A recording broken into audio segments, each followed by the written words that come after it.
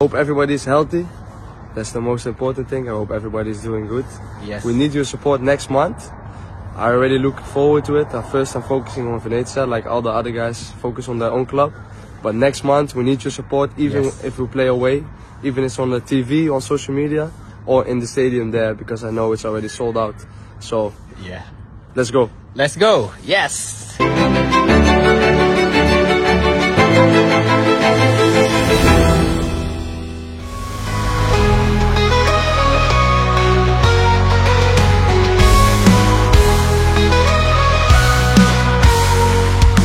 Fields of Nusantara, where legends are born, to the roar of the stadium, hearts are... Seperti itulah yang dikatakan oleh Kapten Timnas Indonesia, Jay Itzas, jelang laga melawan Australia dan Bahrain pada bulan depan. Dia ingin fans Timnas tetap menjaga kesehatan agar bisa memberikan dukungan saat hari H nanti. Di sisi lain, dengan bergabungnya sejumlah pemain keturunan dan juga pelatih baru dari Belanda, kini membuat Timnas Indonesia makin mendapatkan banyak perhatian dari media-media di dunia. Ya, atensi yang luar biasa itu sejatinya nggak hadir begitu saja. Jika sebelumnya Indonesia lebih dikenal sebagai bangsa sepak bola yang penuh masalah, walaupun sekarang juga masih ada sih, akan tetapi kini status itu pelan-pelan berubah seiring meroketnya prestasi tim nasional. Dan khusus di timnas senior, progres itu sumpah beneran nyata adanya.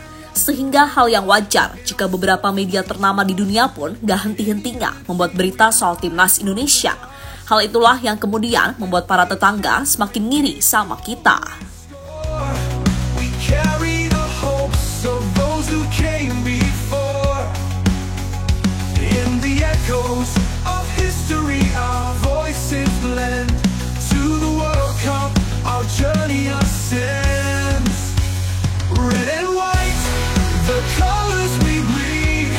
For glory, for honor.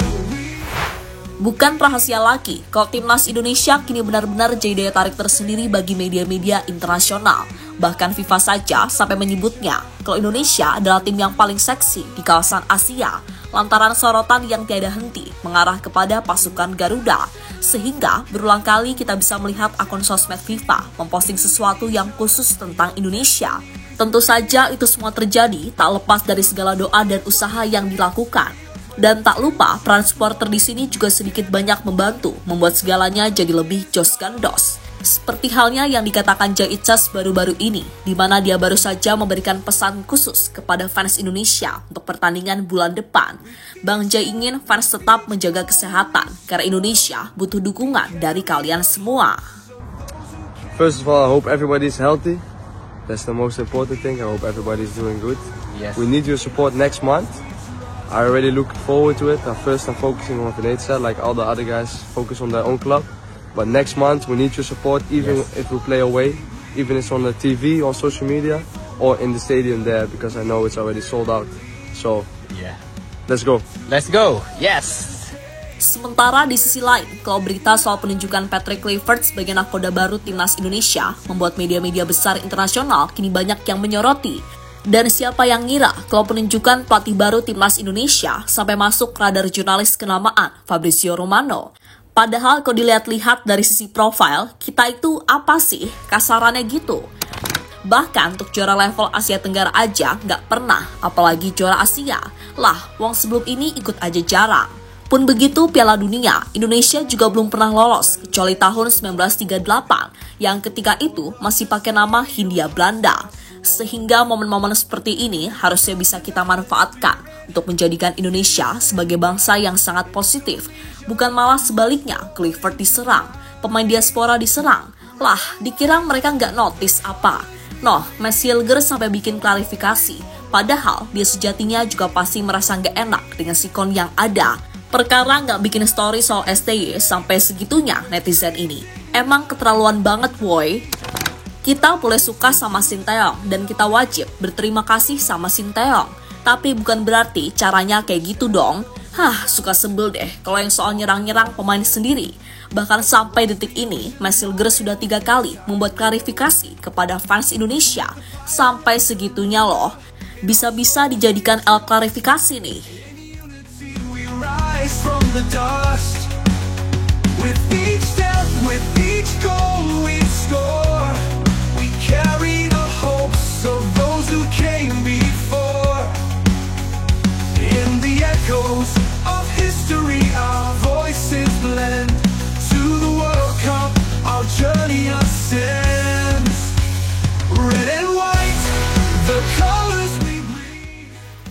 di balik perubahan nyata timnas Indonesia.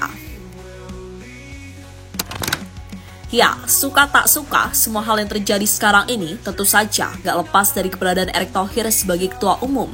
Terlepas dari sikon yang sekarang ada, sehingga ada yang suka maupun enggak.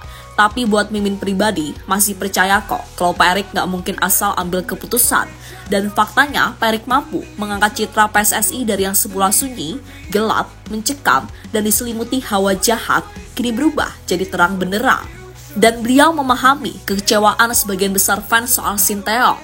Tapi kan beliau juga sudah jelaskan akar masalahnya seperti apa, walaupun ada sebagian yang memang pastinya nggak bisa diungkapkan di publik. Nah, di luar itu semua, tentu kita masih ingat soal ucapan pengamat sepak bola Malaysia yang mengatakan jika segala kemajuan pesat yang terjadi dengan timnas, ada peran besar seorang Erick Thohir yang secara rekam jejak di dunia sepak bola, bahkan level dunia, nggak usah diragukan lagi. Maka dari itu, wajar jika Erick Thohir dilabeli sebagai sosok yang berbahaya di kawasan Asia. Skuad dia sekarang ni, Marcelino Ferdinand, memang Asnawi, memang Sinteyong, memang timnas dia yang players full dia ada 60 atau 70 orang sekarang, memang bahaya. Tapi yang lebih bahaya adalah Erick Thohir.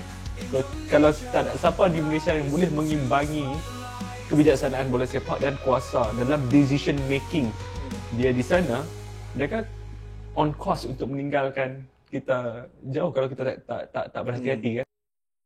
ESPN sebut Indonesia tim paling seksi di ASEAN.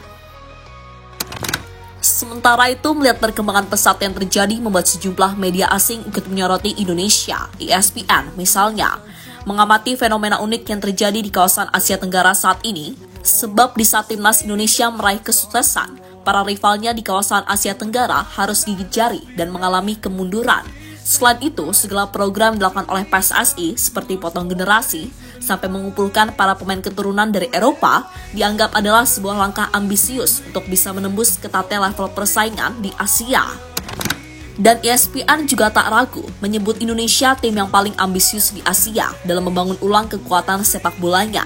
Sehingga kini meski secara ranking tim Garuda adalah yang terendah, namun soal materi pemain, tim ini nggak seperti tim urutan 130 pada umumnya. Untuk itulah bukan hal yang mustahil dan mengejutkan jika semisal Indonesia mampu mengunci satu slot Asia di Piala Dunia. Sementara itu, hal senada juga diberikan oleh Thailand dan juga Cina, di mana perubahan nyata yang diberikan oleh timnas Indonesia dalam beberapa tahun terakhir membuat mereka makin was-was kalau Indonesia bakal menjadi salah satu kekuatan besar di kancah sepak bola Asia. So those who came before, in the echoes of history, our voices blend to the World Cup, our journey ascends. Red and white, the colors we bleed, for glory, for honor, we will lead to the world. Dan terlepas dari apapun, arah kemajuan sepak bola Indonesia ini sudah benar arahnya. Tinggal ya dimatangkan dari detail-detail kecil yang ada, termasuk masa transisi pelatih baru ini. Dan secara umum, tim ini sebenarnya bisa kok pede buat menantang siapapun, termasuk menggapai mimpi lolos langsung Piala Dunia. Apalagi jika nantinya kualitas liga, pembinaan, serta semua elemen di level domestik sudah membaik, maka dijamin sepak bola Indonesia paling enggak akan bisa konsisten bersaing dengan tim-tim kuat Asia dan bisa mengimbangi tim-tim Eropa di masa depan.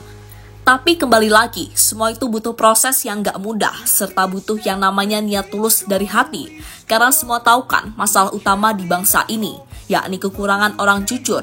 Sumpah, orang pintar tuh banyak banget, tapi yang jujur itu loh susah. Mentalnya rata-rata adalah penjilat, tukang ngutil harta rakyat, dan suka obrol janji. Namun moga-moga aja nih, dengan standar tinggi yang sudah ditetapkan Pak Erick, semisal di kemudian hari beliau pensiun atau apapun, pondasi atau filosofi dari segala program yang sudah disusun bisa terus berjalan. Dan untuk para tetangga, jangan kaget kalau hingga 4 tahun ke depan Indonesia akan setara dengan tim-tim elit di Asia, sekaligus menjadi langganan Piala Asia, dan itu pun sudah mulai kelihatan. For glory, for honor, we will lead to the world's grand stage, where dreams ignite. Indonesia, rise into the spotlight.